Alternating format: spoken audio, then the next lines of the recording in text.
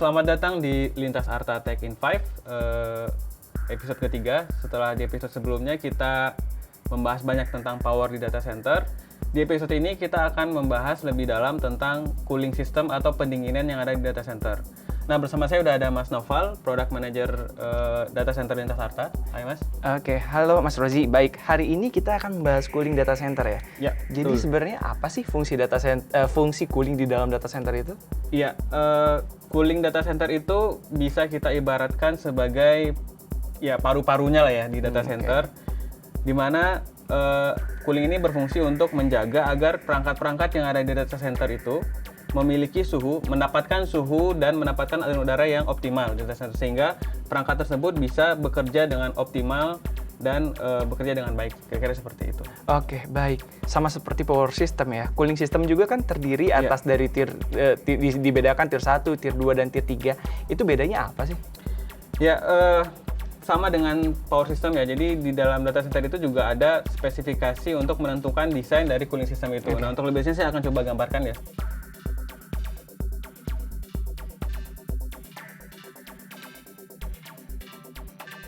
Jadi seperti ini ya, kalau kita bicara tentang tier di data center di sisi cooling.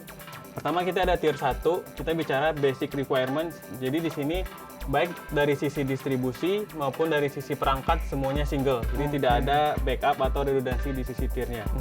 Dan di tier 2 itu desainnya lebih kepada redundansi dari sisi perangkat gitu ya. Jadi kalau bisa dilihat di sini kita punya 3 cooling system, CRAH, 2 sebagai misalnya N-nya sebagai kapasitasnya, 1 sebagai backup. Itu yang chiller, tapi jalur distribusinya tetap satu gitu. Ya. Kalau tier 3 atau tier 4 itu kita redundansi dari sisi jalur distribusi coolingnya sama juga dari sisi perangkatnya. Jadi perangkatnya ada backup dan dari sisi jalur distribusi juga ada backup.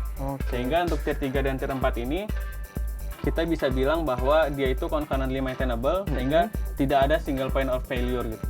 Sedangkan kalau tier 2, tier 1 ada ya, pasti ada failure-nya. Tier 2 itu dari sisi distribusi mungkin masih ada failure, cuma dari sisi perangkat udah ada backup-nya. Kira-kira seperti itu kalau kita bicara tentang tier di sisi cooling. Seperti itu.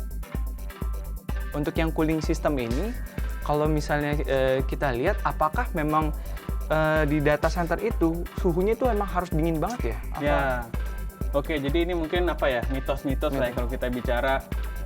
Mungkin zaman dulu itu orang berpikir tetap ya data center itu harus sangat-sangat dingin sehingga harus jaket. Cuman kalau kita kembali gitu ya kepada standar yang saat ini dipakai gitu ya, dari sisi ada berbagai macam organisasi yang menentukan standar itu, misalnya ASHRAE, dan dia dikatakan bahwa itu suhu data center itu bisa antara 23 sampai bahkan 28 gitu ya. Jadi itu udah mendekati suhu ruang. Jadi harusnya perangkat-perangkat zaman sekarang juga masih bisa bekerja optimal dengan suhu yang lebih tinggi, dan itu akan membuat efisiensi akan lebih baik dari sisi cooling seperti itu. Karena kita butuh tenaganya untuk mendinginkan data centernya itu lebih sedikit. Seperti itu ya. Oke. Nah, saya juga pernah baca tuh. Jadi kalau kerak itu kesalahan positioning itu lebih membuat nggak efisien nggak sih, atau seperti apa ya? Betul. Jadi kalau kita bicara cooling juga perlu diperhatikan bahwa nggak cuman cukup atau tidaknya perangkatnya, cuman arrangement cooling di data center itu harus diperhatikan dengan benar-benar gitu ya. Bagaimana kita bisa membuat agar aliran udara itu tepat mengenai posisi rak di depannya, sehingga bisa di-intake oleh perangkatnya, nanti bisa digunakan untuk mendinginkan perangkat-perangkat yang ada di data center sehingga bekerja dengan optimal.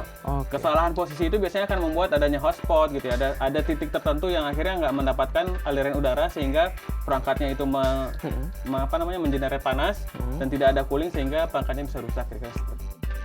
Terima kasih atas penjelasannya Mas Rozi. Semoga ilmu tentang desain ini bermanfaat bagi kita semua. That's 5 minutes. Sampai jumpa di episode selanjutnya.